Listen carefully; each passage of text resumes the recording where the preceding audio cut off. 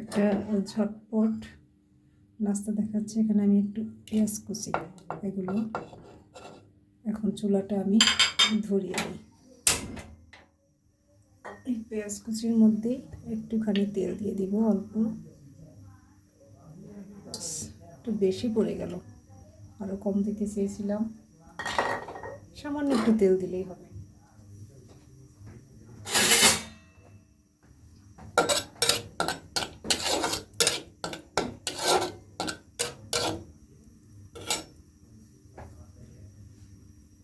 সামান্য একটু লবণ দিব।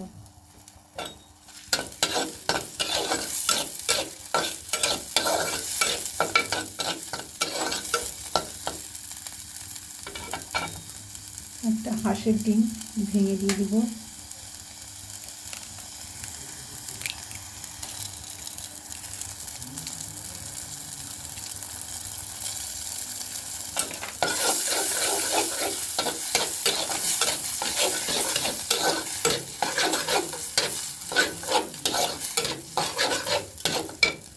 সাথে দিয়ে দিব একটু পালং শাক,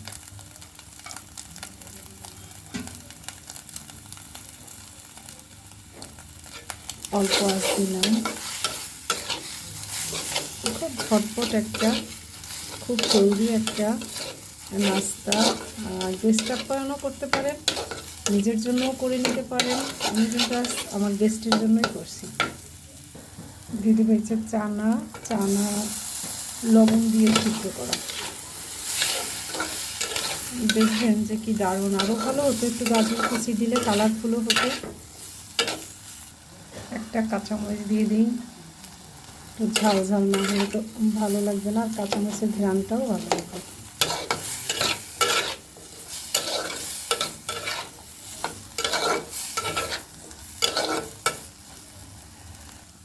দেখাচ্ছি কেমন হলো, ভাজা ভাজা হয়ে গেছে। ঝটপট যেটা করব, এটা একটা চুলাটাকে বন্ধ করে দিই। তারপর এটার স্বাদটা একটু চেঞ্জ করার জন্য এই যে পেঁপের বীজের গুঁড়ো দেবো। এটা একটা চাইনিজ ফ্লেভার আনবে। দেব হচ্ছে এই যে অর্গানিক কোকোনাট অ্যামাইনোস, এটা দিলেই এর টেস্টটা আর কি অনেক বেড়ে যাবে। সাথে দিব এখন শীতকাল, তাই ধনে পাতা একটু বেশি করে দিয়ে দিব।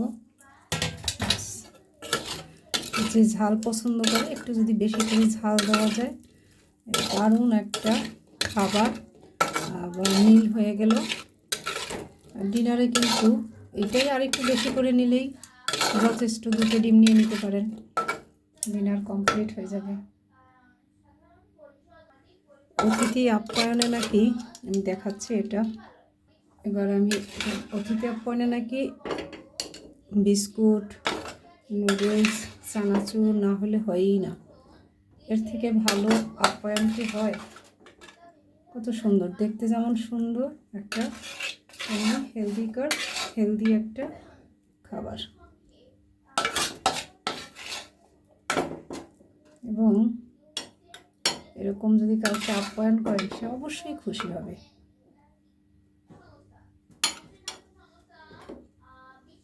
দারুণ একটা আপ্যায়ন।